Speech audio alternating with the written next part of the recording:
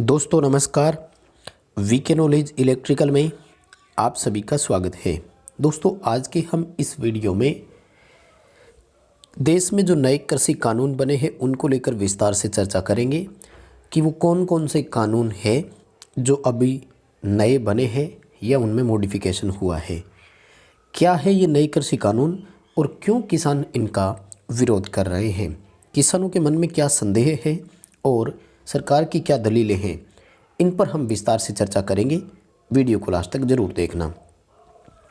दोस्तों जैसा कि आप सभी को पता है कि अपने सबसे पहले विधेयक लेकर आती है सरकार संसद में, जहां लोकसभा और राज्यसभा में पास होने के बाद, राष्ट्रपति के हस्ताक्षर होने के बाद वो विधेयक या बिल जो होते हैं वो कानून के रूप में कन्वर्ट हो जाते हैं।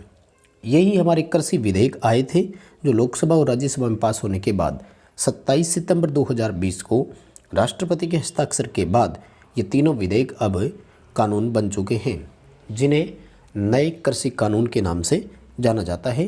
कृषि कानून विधेयक या अधिनियम 2020 के तहत 3 नए कानून सरकार ने बनाए हैं, जिनमें सबसे पहला जो कानून है वो है कृषक उपज व्यापार और वाणिज्य, यानी जो उपज किसानों की हो रही है वो बिजनेस और कमर्शियल तरीके से देखी जाए तो उनका संवर्धन और सरलीकरण कैसे किया जाए।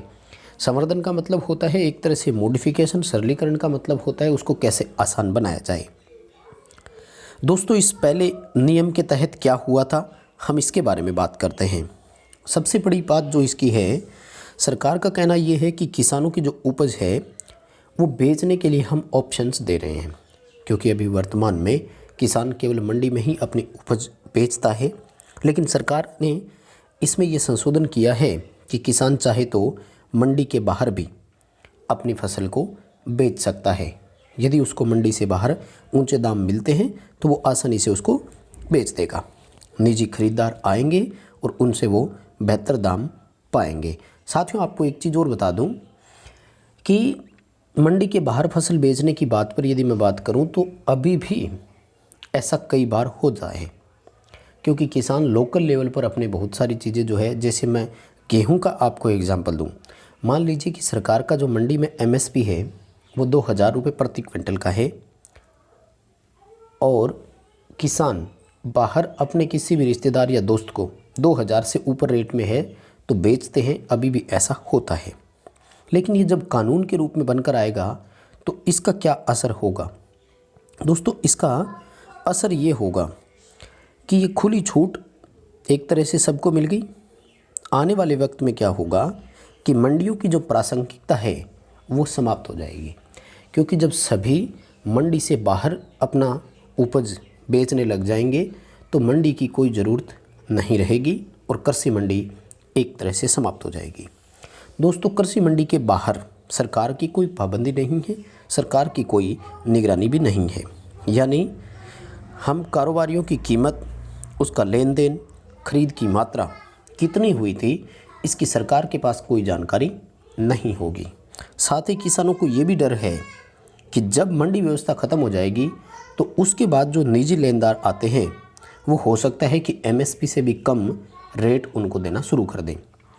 मान लीजिए स्टार्टिंग के समय किसानों का ऐसा तर्क है कि प्रारंभिक के समय जब मंडी के बाहर वो किसी भी निजी लेनदार को देते हैं तो हो सकता है कि उन्हें ऊंचे दाम मिले, लेकिन जब मंडियां पूरी तरह से ख़त्म हो जाएगी तो उस समय निजी लेनदारों का एकाधिकार बढ़ जाएगा और हो सकता है कि वो किसानों को एमएसपी यानी मिनिमम सपोर्ट प्राइस भी ना देवें।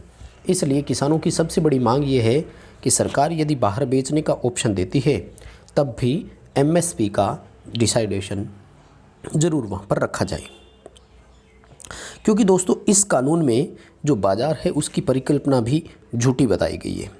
क्योंकि इस कानून के तहत 2 तरह के बाज़ार की परिकल्पना की गई है, एक मंडी वाला बाज़ार और दूसरा खुला बाज़ार। दोनों के अपने नियम होंगे। खुला बाज़ार टैक्स के दायरे के बाहर भी होगा।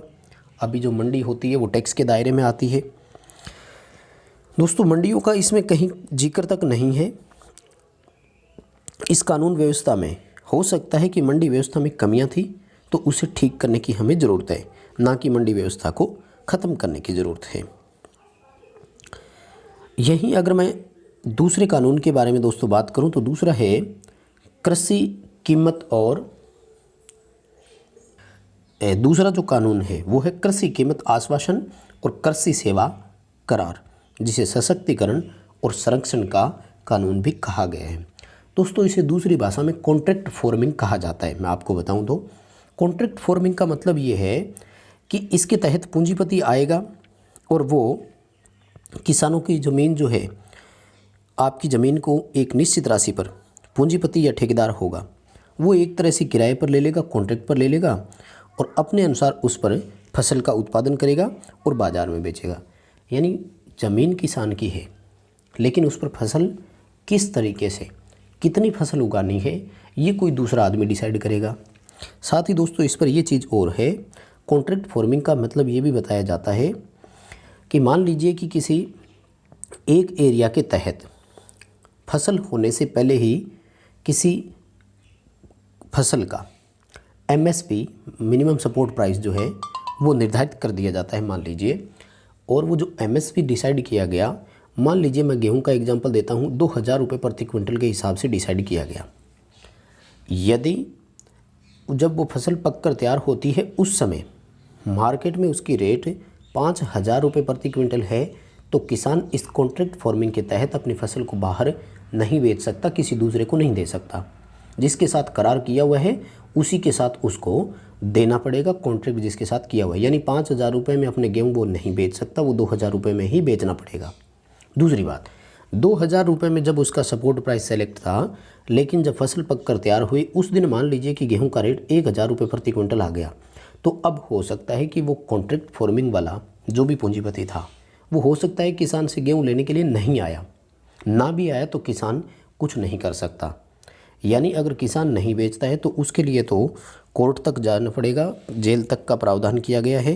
लेकिन यदि पूंजीपति किसान से नहीं लेता है तो उसके लिए इस तरह का कोई ऑप्शन इसमें नहीं है। दूसरी चीज़ क्या है दोस्तों कि विवाद निस्तारण जो है ना, यानी कॉन्ट्रैक्ट करने वाली कंपनी या पूंजीपति जो भी है और किसान के बीच में यदि किसी तरह का विवाद हो जाता है तो उसमें निस्तारण में एक समिति बनेगी और वो समिति दोनों पक्ष के लोगों को उसमें रखा जाएगा। लेकिन जैसा कि हम सभी जानते हैं दोस्तों, जो पूंजीपति होगा वो इंसान उस समिति में महंगे से महंगा वकील बिठा सकता है और किसान जो है वो उसे जवाब नहीं दे पाएगा। तो जो होता क्या है कि देश में अधिकतर किसान तो ऐसे होते हैं दोस्तों जो कॉन्ट्रैक्ट पढ़ते तक नहीं है, तो वो पूरे कॉन्ट्रैक्ट की उनको जानकारी तक नहीं होती है।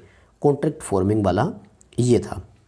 तीसरा जो कानून है वो है आवश्यक वस्तु संशोधन, यानी आवश्यक वस्तुओं में इसमें संशोधन किया गया है। क्या संशोधन किया गया दोस्तों, बताते हैं कि ये सिर्फ किसानों के लिए ही खतरनाक नहीं बल्कि आमजन के लिए भी घातक हो सकता है, क्योंकि अब कृषि उपज जुटाने की कोई सीमा नहीं होगी। उपज जमा करने के लिए निजी निवेश को छूट मिलेगी। कहते हैं कि इसके तहत सरकार को पता भी नहीं लगेगा कि किसके पास कितना स्टॉक है और कहाँ स्टॉक है। एक तरह से खुली छूट मिल गई, जो कि जमाखोरी और काला बाजार को हो सकता है एक तरह से बढ़ावा देने वाला हो। साथ ही लिखा गया है कि इस कानून के तहत सरकार युद्ध या भूखमरी या किसी विषम परिस्थितियों में उसको रेगुलेट करेगी।